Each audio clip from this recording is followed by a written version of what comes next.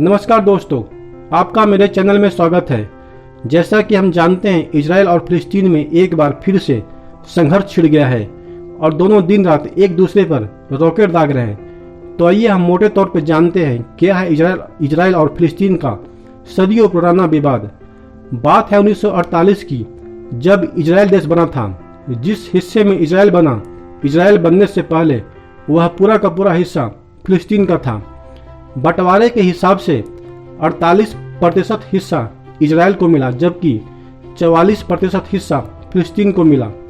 बाकी का 8% हिस्सा जो यरूशलेम कहा जाता है, जो कि ईसाई, यहूदी और मुसलमान तीनों का पवित्र स्थल है, इसे यूएनओ ने अपने अधिकार में ले लिया था। यानी यह हिस्सा न फिलिस्तीन का था न ही इजराइल का। यूएनओ एक इंटरनेशनल संगठन है जिसका हेड ऑफिस अमेरिका में है।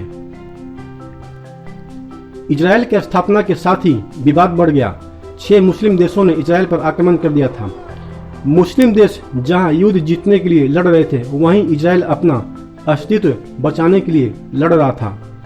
इजराइल ने मात्र 6 दिनों में न सिर्फ युद्ध जीत लिया था, बल्कि फिलिस्तीन का एक बड़ा हिस्सा पर कब्जा कर लिया था। 3 बार मुस्लिम देश ने इजराइल पर आक्रमण किया और तीनों बार हारे और फिलिस्तीन को अपनी जमीन गंवानी पड़ी थी। आज की स्थिति में फिलिस्तीन के पास मात्र 12% हिस्सा बचा है और वो भी एक पास नहीं है। आप ऐसे समझिए कि एक हिस्सा यूपी में है तो दूसरा मुंबई में है। एक हिस्सा जो बड़ा है यानी 8%, उसे वेस्ट बैंक कहा जाता है, जो अरब देशों से सटा है।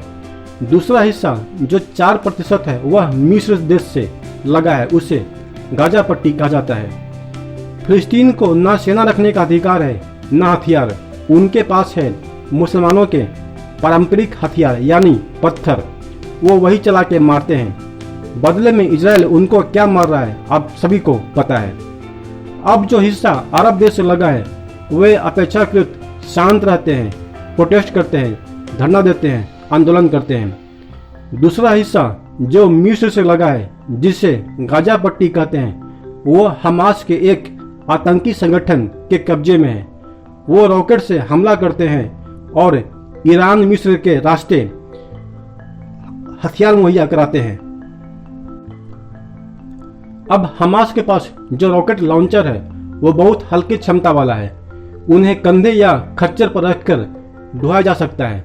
खेत में खड़ा करके वो दागते हैं, या फिर आप यूं कर सकते हैं, एक हाथ से लोटा पकड़ते हैं तो दूसरे हाथ से रॉकेट। कई बार तो वो लोटा सहित रॉकेट के साथ उड़ जाते हैं। पहले वो 2-4 रॉकेट दागते थे। इजराइल तकनीकी रूप से बहुत आगे है, वो इन रॉकेट को हवा में ही उड़ा देते थे। इसको देखते हुए अब हमास एक साथ 1000-1500 रॉकेट दाग देता है। इन रॉकेट का कोई फिक्स टारगेट नहीं होता, मतलब कहीं भी गिर जाए। अब इजराइल के पास एंटी मिसाइल क्षमता है, पर एक साथ 1000-1500 रॉकेट की वजह से वो कंफ्यूज हो जाता है और सबको खत्म नहीं कर पाता। पर इन रॉकेट की क्षमता कितनी होती है, वो आप इस बात से समझिए कि 1500 रॉकेट में से 3 रॉकेट इजराइल में गिरा और एक आदमी मरा, जबकि इजराइल एक रॉकेट दागता है तो 300-400 निपट जाते हैं। अभी जो विवाद चल रहा है, विवाद जो शुरू हुआ, वो इस बात से हुआ कि जमीन का एक हिस्सा जहां इस समय लगभग 500 घर फिलिस्तीन का है और वह हिस्सा अल अक्सा मस्जिद के नजदीक है, उसे यहूदियों ने यानी इजरायलियों ने 150 साल पहले चौगुना कीमत देकर अरब देश से खरीदा था, जिसका मुकदमा चल रहा था। कुछ दिन पहले इजरायली कोर्ट ने उस हिस्से को खाली करा के वो जमीन यहूदियों को सौंपने और फिलिस्तीन को दूसरी जगह बसाने का आदेश दिया था। कोर्ट के आदेश पर उस जमीन को खाली कराया जा रहा था, जिसका विरोध फिलिस्तीन सहित मुस्लिम देश भी कर रहे थे, खास करके तुर्की देश। इनका कहना था कि 150 साल पुरानी बात को अब लागू नहीं किया जा सकता, यथास्थिति बनी रहनी चाहिए।